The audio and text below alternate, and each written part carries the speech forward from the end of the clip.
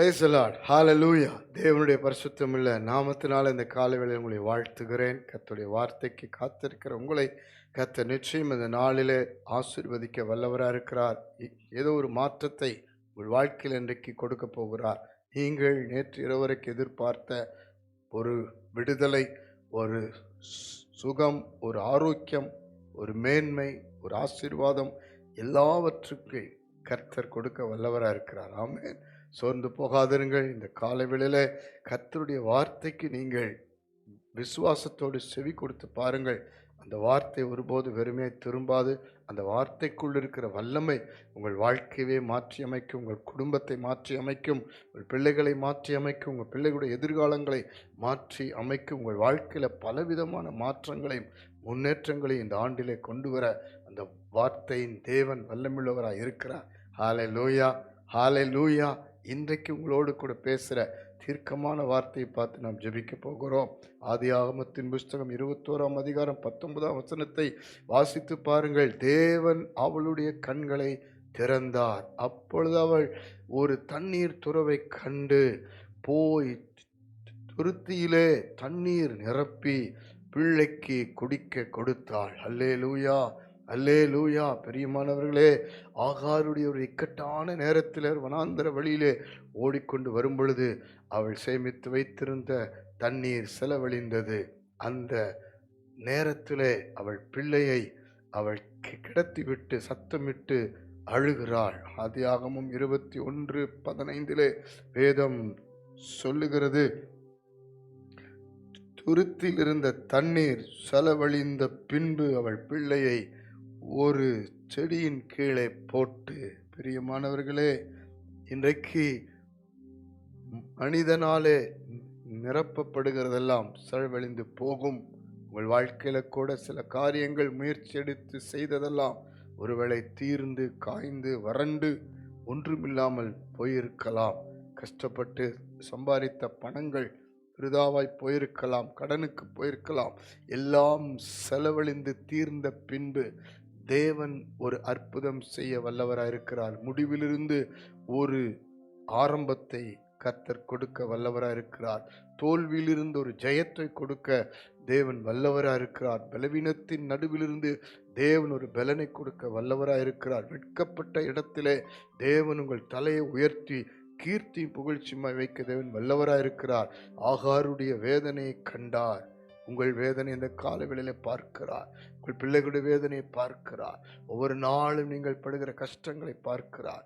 உங்களுக்கும் ஆண்டவருக்கும் உள்ள இடைவெளியை பார்க்கிறார். நீங்கள் ஆண்டவர் எவ்வளவு தூரம் தேடி வருகிறீர்கள், ஆண்டவரை எவ்வளவு தூரம் நம்புகிறீர்கள், ஆண்டவரை எவ்வளவு தூரம் பற்றி கொள்கிறீர்கள், ஆண்டவருக்கு உங்களுக்கு எவ்வளவு உறவு இருக்கிறது என்பதெல்லாம் அவர் காண்கிறார். ஆண்டவருக்காக எப்படி வாழ்கிறீர்கள்.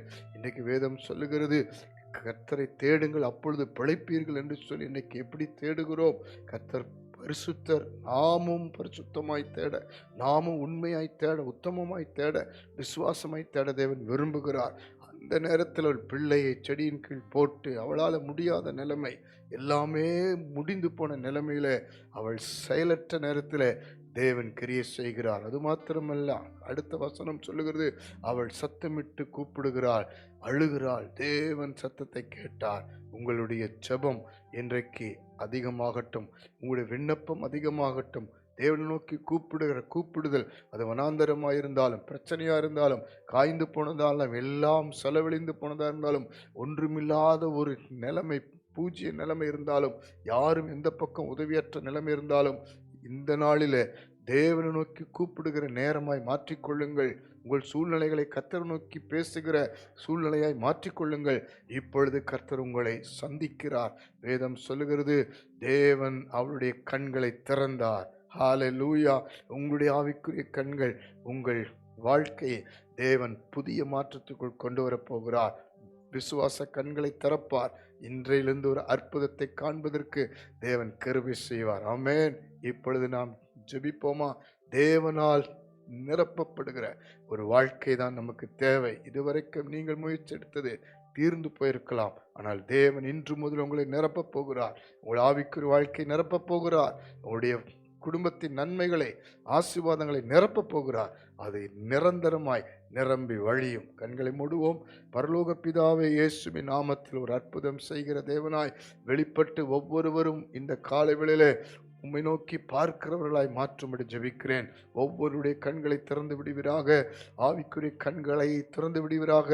ஒவ்வொருவருக்கு இன்றைக்கு காணப்படுகிற பற்றாக்குறைகள் எல்லாம் தீர்ந்து போனது, எல்லாம் ஆண்டவரே செலவழிந்து போனது, இதெல்லாவற்றிலும் இருந்து விடுதலையாக்கி நீர் நிரப்புகிற ஒரு வாழ்க்கையாய், உம்மால நிரப்பப்படுகிற ஒரு ஆண்டவரே மேன்மையாக, ஆசீர்வாதமாக மாற்றுவீராக. ஜெபிக்கிற பிள்ளைகள் வாழ்க்கையில எல்லா வனாந்தரமும், முடியாத நிலைமையும், பலவீனங்களும், பற்றாக்குறைகளும், வேதனைகளும், கண்ணீரும், துக்கங்களையும், பாடுகளையும் மாற்றி கொடுத்து இன்னும் அதிகமாய் கூப்பிடுகிறவர்களாய், எந்த சூழ்நிலையிலும் அந்த சூழ்நிலையவே ஒரு ஜெபமாக, ஒரு கூப்பிடுதலாக, உம்மை தேடுகிறதாக மாற்றி அமைக்க ஜெபிக்கிறோம்ப்பா. நீர் அப்படி செய்வதற்காக நன்றி. ஒவ்வொருவருடைய கூப்பிடுதலை கேட்டு ஒவ்வொருடைய வாழ்க்கை நீர் விசாலத்திலே திறந்து ஆசீர்வதிப்பீராக. ஆவிக்குரிய கண்களை திறந்து ஆண்டவரே, ரட்சிப்பின் ஊற்றிலே ஆண்டவரே முண்டு கொள்ள ஆண்டவரே நீர் ஆசீர்வாதமான ஜீவ தண்ணீரை நிரப்பி தரும்படி ஜெபிக்கிறேன். ஒவ்வொருடைய வாழ்க்கையும் பெருக பண்ணும் ஆசீர்வதியும் இயேசுவின் நாமத்தில் ஜெபிக்கிறோம். ஆண்டவரின் வாழவையும் ஆசீர்வாதமாய் மாற்றும் இயேசுவின் மூலம் பிதாவே. ஆமேன், ஆமேன், ஆமேன். God bless you. கர்த்தர் இன்று முதல் உங்களை நிரம்பி ஆசீர்வாதமாய் மாற்றுவார்.